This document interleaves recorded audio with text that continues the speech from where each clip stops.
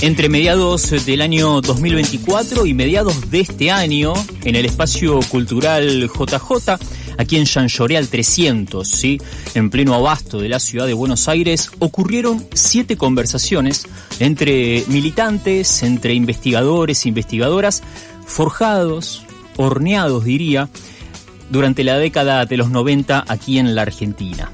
7 perspectivas, 7 trayectorias que entraron en diálogo con nuestro invitado, Sebastián el Ruso Skolnik, sociólogo y ensayista. Maestro, gracias por acercarse a la radio. ¿Cómo estás? Muy bien, contento de estar acá. Una vez más. Una vez más. ¿Estás bien con el agua o querés un matecito? Sí, no, mate puedo tomar perfectamente. Bien. Mi religión lo permite. Perfecto. 7 conversaciones que se registraron, el Ruso y un equipo compiló, ¿sí?, y editó Mañana de Sol, la editorial de la Biblioteca del JJ, editorial que debuta con este libro, Breve Historia de lo Imperceptible, 7 perspectivas sobre la realidad argentina. Ruso, hay 1000 entradas posibles para un libro muy interesante. Para quienes no lo tienen, pueden buscarlo en las redes de JJ, ahí van a lograr el link enseguida. Y es algo muy interesante porque, como ocurre con los libros de cuentos, se puede entrar por conversación al libro. Entonces, alguna noche alguien podría decir, bueno, voy a leerme la conversación entre el Ruso y María Pía López. Hoy voy a leer la conversación entre el Ruso y Javier Trímboli o Verónica Gago, ¿sí? O también, y completo la lista, Diego Stulwark, Neca Jara, Mario Santucho y el grupo de arte Callejero. Hay, insisto, muchas formas de entrarle, pero hay 2 palabras que aparecen permanentemente porque vos las traes a la conversación, que tiene que ver precisamente con conversación y generación. Me interesa preguntarte cuál es la importancia política de la conversación y cómo entendés vos las generaciones políticas.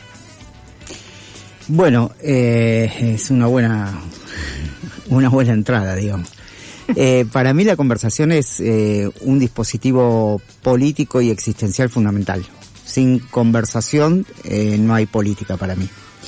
Porque supone no tanto ponerse de acuerdo como piensa la política de sí misma, la política consensual, sino porque en la propia producción de la palabra colectiva, en el propio entramado de esa palabra, se va produciendo un sentido para las cosas, ¿no? Un sentido para la vida, un sentido para la acción, un sentido para la experiencia.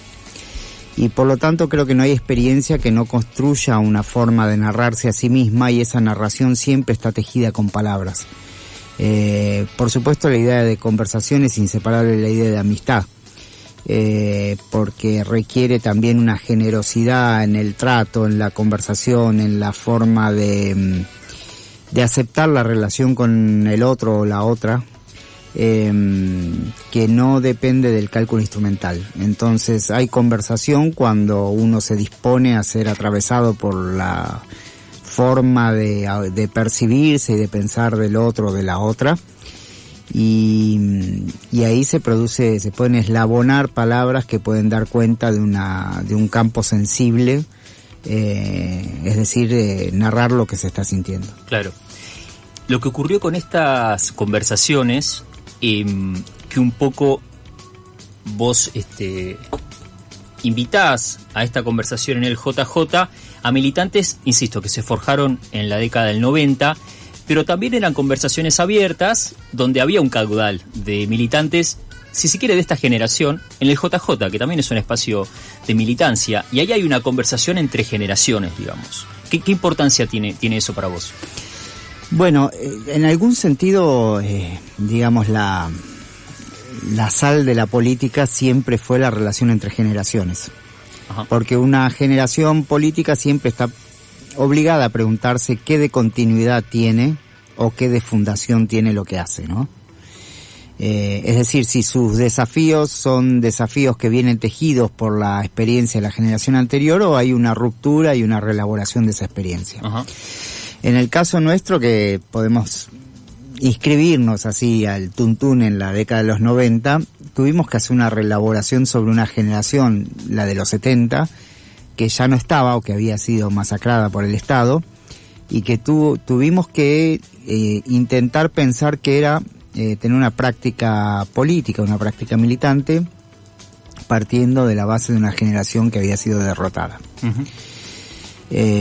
Mi impresión es que en este momento estamos frente a un abismo intergeneracional también, que tiene que ver con una posible cesura generacional en tanto y en cuanto lo que nosotros pensamos, sentimos, elaboramos o concebimos como el arte político, hoy no tiene el mismo nivel de significación para la generación venidera, ¿no?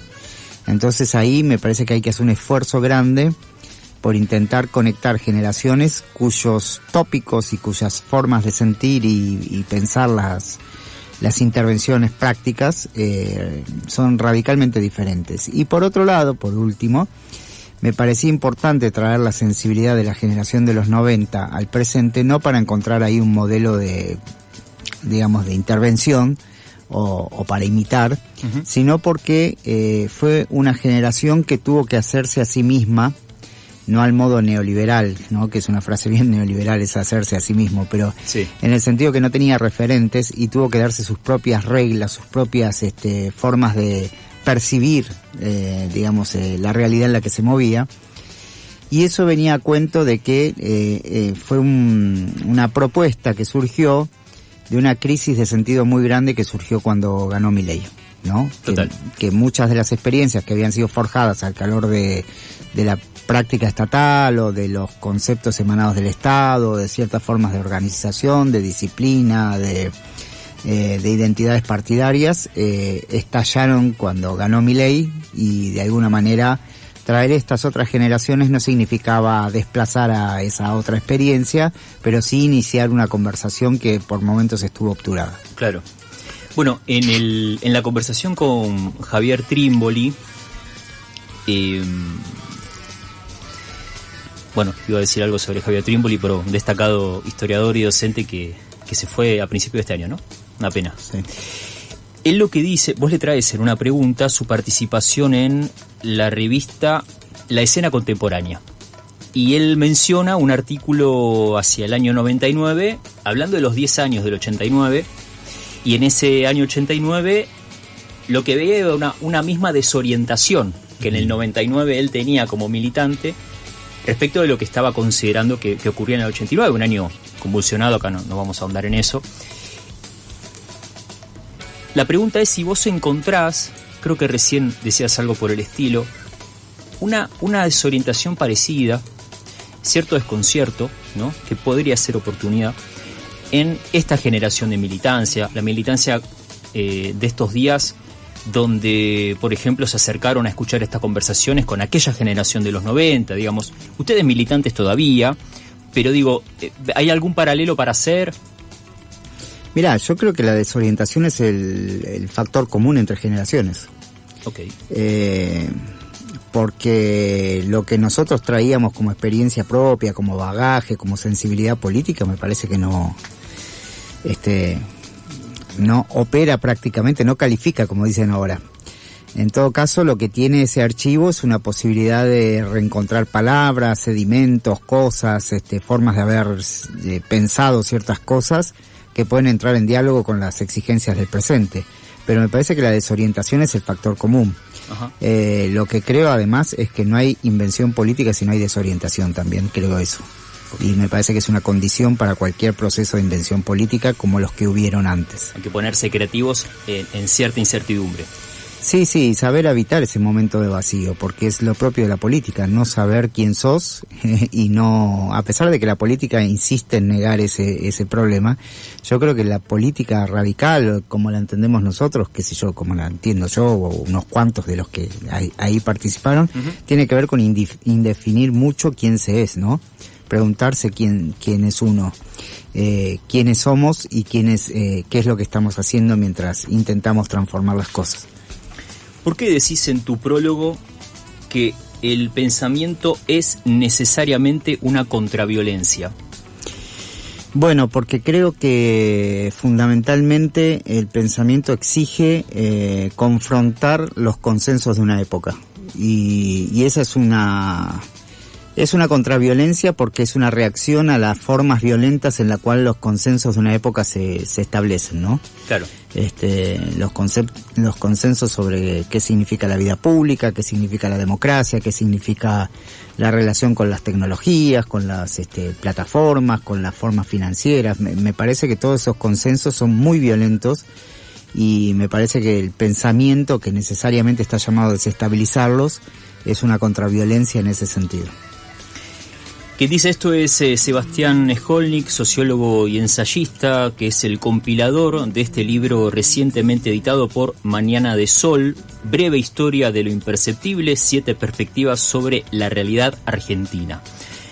En la conversación con tu colega, también socióloga y ensayista, María Pía López, hay una parte dedicada al vitalismo, que es muy interesante, y un poco nos ayuda a venirnos al presente y pensar un poco la fuerza dominante, al menos en el gobierno. Voy a leerte un pequeño párrafo de una respuesta de ella y te voy a arrojar una de las preguntas que ella deja para reflexionar. Ella dice, abro comillas, eso es lo que hace el mileísmo. Y lo que nos obligaría a pensar es cómo, ante eso, reaccionamos de un modo institucionalista. Le contestamos a ese pogo salvaje y vitalista con la expresión tan poco agraciada de votar al tipo normal. El tipo normal, en un contexto donde las movilizaciones más poderosas habían sido los feminismos y donde se habían puesto en escena de un modo absolutamente intenso en la vida callejera muchos modos de habitar los afectos, la sexualidad, la corporalidad, la identidad de género. Entonces, ¿cómo responder a ese vitalismo reaccionario de Milei? Bueno, me da la impresión de que lo que dice Pía es absolutamente así. El mileísmo, más bien las nuevas derechas, han invertido la ecuación, ¿no? Si siempre las izquierdas, entre muchísimas comillas, incluyendo ahí todo lo que querramos, todo lo que vuela, todo lo que vuela, siempre han sido, su tema fue la osadía, el desafío, la contraviolencia, como decíamos antes, el ejercicio de la resistencia, la innovación, la invención, la apelación a la vida contra el concepto, a la vida contra la mercancía, contra las formas de la mercantilización de la vida. Las nuevas derechas invirtieron la ecuación y son ellas las que proponen una osadía que nosotros hace años dejamos de tener. En defensa de bibliografías, en defensa de tradiciones, en defensa de instituciones, en defensa de una democracia que, lo sabíamos, estaba anquilosada y que fue capitalizado su propia inmovilidad, su propia impotencia por el campo adversario, digamos, ¿no? Por el campo enemigo. Entonces me parece que la pregunta de Pía es absolutamente pertinente porque nos conduce a reflexionar sobre quiénes somos y qué hacemos y cómo recuperamos una nueva osadía cuando hemos sido refutados de alguna manera por el mileísmo, que es una especie de escenificación de la desesperación de la gente, una escenificación del cambio para evitarlo precisamente o para subordinar toda la vitalidad social nuevamente un esquema, digamos, de valorización financiera, ¿no? Ahí en la conversación con Diego Stulbarg se habla de los entusiasmos, de cómo recuperar los entusiasmos. Diego lo que dice ahí, trae una carta de John William Cook a Perón y le dice algo así como, querido jefe, nuestra militancia revolucionaria está mirando con buenos ojos lo ocurrido en Cuba, ¿no? Estos principios de los 60, porque encuentran que el ejército revolucionario derrotó al ejército de Batista. Y a usted, jefe, lo derrotó el ejército. Entonces ve ahí un entusiasmo, hay una imaginación de lo que podría ser lo que ocurre acá, y eso entusiasma, al menos ordena el imaginario, orienta. Yo me preguntaba leyendo eso, claro, ¿qué hay en el imaginario de esta generación militante? La década ganada. Digo, ¿cuál es ese objeto orientador, digamos, que entusiasma? Bueno, yo no lo sé bien, pero en principio me doy cuenta que lo que nos entusiasmó siempre a nosotros no necesariamente entusiasma a esta generación y que nuestro propio entusiasmo ha caído en cierto desgaste, digamos, ¿no? Claro. Pero me parece interesante, creo que la vez pasada detecté que vos tenías un tatuaje de John William Cook. Lo tengo, sí. Muy bien. Sí. Son para siempre.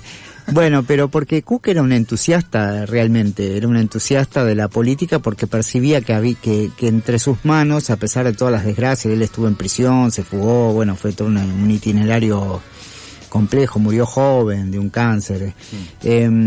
A pesar de todo eso, cierta experimentación política lo llevaba a él a pensar que una política de masas era capaz de derrotar, digamos, a las formas de opresión contemporáneas de aquel entonces, y eso generaba un entusiasmo en las masas, la posibilidad de percibir que había una salida donde parecía que no la había, ¿no? Claro. Entonces, me parece que es un momento también para preguntarse cuántos automatismos nosotros reiteramos en nuestra cotidianeidad, y de cuántas frases hechas somos capaces, ¿no? Claro. Porque me da la impresión de que sin un entusiasmo de esas características, a pesar de que cambiaron las situaciones, las condiciones y las cosas mismas que se hacen, incluso las palabras que se usan, sin un entusiasmo de esas características me da la impresión de que no hay transformación posible. Incluso en la solapa del libro dice Sebastián Skolnik supo ser sociólogo. ¿Qué quiere decir eso? ¿Estás en una posición crítica para con la actividad? No, bueno, sí, es una forma de desafiliación jocosa, digamos. Siempre están en la mira los sociólogos, las sociólogas, sí, ¿no? Lo que pasa es que uno lleva los títulos universitarios, uno los carga encima toda la vida, pero la verdad es que nunca fui un sociólogo profesional. Incluso me da la impresión de que hoy buena parte de los problemas del pensamiento político tienen que ver con las ciencias sociales, con el predominio de cierta forma de categorización de las ciencias sociales, que me parece que ejercen un rol reaccionario, en el sentido de que confirman lo que la gente es, entre comillas, sin producir una narración política de las cosas. Entonces, si a cada uno es confirmado en su lugar en la estructura, me da la impresión de que no hay política posible, ¿no? Claro. Entonces, tienen una idea de política pública que es una identificación de la gente con sus padecimientos y con su desesperación, pero no para producir un enunciado político como el que se produjo en la época, por ejemplo, de los piqueteros o de las Madres de Plaza de Mayo, donde se producía un enunciado que abría la situación política, sino para ejercer una especie de asistencia estatal y una especie de ofrecen como un servicio de desciframiento del enigma de lo popular, ¿no? Para las clases medias. Es una traducción para políticos y instituciones y clases medias del mundo de los padecimientos populares. Y me parece que ese rol es muy reaccionario. Por eso digo jocosamente supo ser sociólogo. Sin haber sabido nunca lo que es ser sociólogo. No me anoté, acá pido disculpas, exactamente cómo conseguir el libro, pero yo entiendo que entrando a las redes sociales del JJ, Circuito Cultural, tiene que estar ahí. Sí, con algún esfuerzo mucho menor al que están habituados para navegar en las redes sociales, van a poder llegar al libro, que recomiendo especialmente. Es muy interesante, sobre todo si te toma el cuerpo cierta incertidumbre respecto de la época y tenés cierta voluntad militante de poder hacer algo con ello. Russo, muchas gracias. Bueno, muchas gracias a ustedes. Quiero decir que lo que pasó en esas noches fue mágico. También tuvo algo de angustia y de cuestión mágica, en el sentido de que se producía una especie de conmoción donde yo sentía que todos estábamos pensando, donde la barrera entre generaciones se disolvía un poco para entregarse a un movimiento del pensamiento que me parece que fue muy hermoso. Y bueno, invito a los radioyentes, no sé cómo se dice, a conseguir el libro, que es muy barato, y a intentar arrojarse también a la palabra escrita, al papel, y a tratar de recobrar aquello que se vivió esas noches. Sebastián Skolnik, sociólogo y ensayista, autor de Breve Historia de lo Imperceptible, 7 perspectivas sobre la realidad argentina. Lo consiguen en el espacio JJ Cultural.